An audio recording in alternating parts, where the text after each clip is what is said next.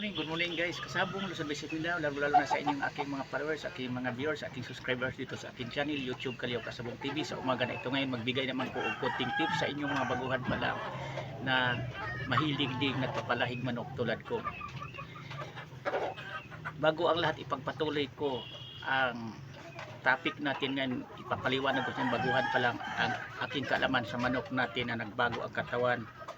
Ipakila ko man to sa inyo. Ito siya yung crosses ko sa Dung at saka Gri Talisay. Kaya ang tawag na kulay nito bulik nga Talisay. Yan.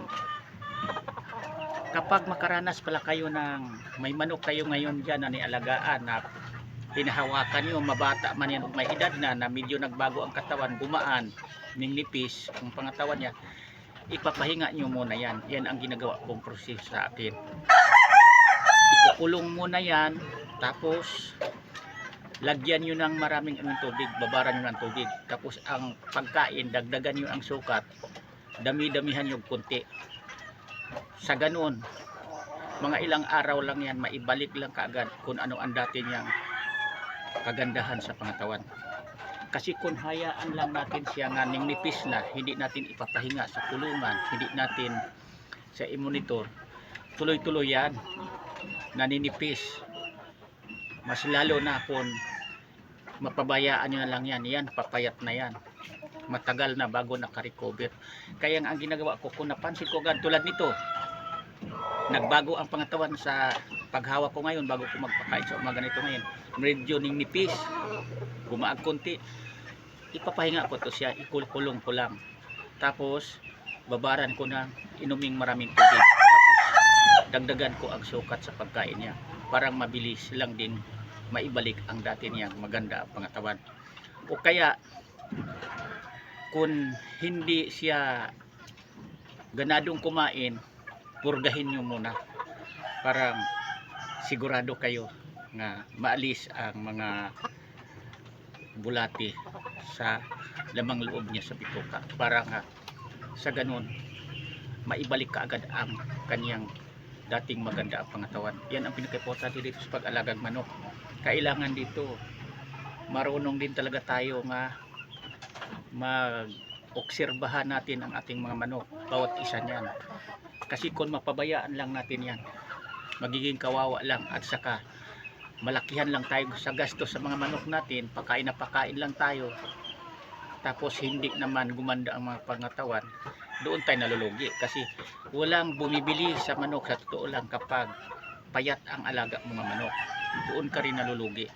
Kapag gustuhin mong magbenta ka, mag-out ka, kasi parang bawi ka man lang konti sa iyong ginagastos sa manukan mo, magbenta tayo. Ang problema, paano mabili ngayon kung mga payatin ang mga manok mo, mga putlain? Kaya ang pinaka magandang gawin nating magmamanok, i-monitor natin, parang hindi sila natin mapabayaan ang mga pangatawan. Kung sino ang nagbago ang mga pangatawan, agapan na natin kaagad, gawaan na natin ng solusyon, mga pamaraan, para maibalik lang ang kanilang kagandahan sa dating pangatawan. Yan ang pinaka-importante dito sa pag-alagang manok. Hindi lang kay bigay na bigay lang tayong pagkain. Kailangan pinagmasdan natin isa-isa niyan. Kung mayroong nagbabago, halimbawa mahinang kumain, tapos pagtingin nyo wala namang sakit, walang sipon, kailangan yan pupurgahin. Tapos ang proseso ko sa pagpurga, ituturo ko sa inyong mabaguhan pa lang. Magpakain ko ngayong umaga ng isang takal, tapos pagkahapon hindi ko napakainin yan, pupurgahin ko na, subuan ko nagpurga sa gabi. Yan ang pinakamaganda kung magpurga tayo sa gabi, kasi ang manok nakapahinga at saka hindi siya nakakain-kain ano-ano dahil gabi yun.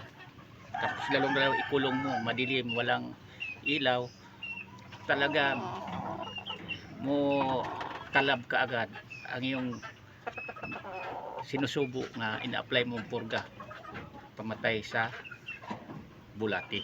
Yan ang pinaka-importante. Yan lang, sana mayroon kayong konting mapulot natutunang mabaguhan pa lang tungkol sa kaalaman ko sa pag-alagag manok, nisishare ko lang to sa inyo. Walang mawala sa inyo kung susundan nyo na lang ang aking mga content video, kasi mayroon talaga kayo dito nga kunti man lang na matutunan na pangdagdag sa kaalaman nyo sa pag-alaga, sa pagpalahi ng mga manok. Yan lang. Thank you ulit sa panonood. Bye.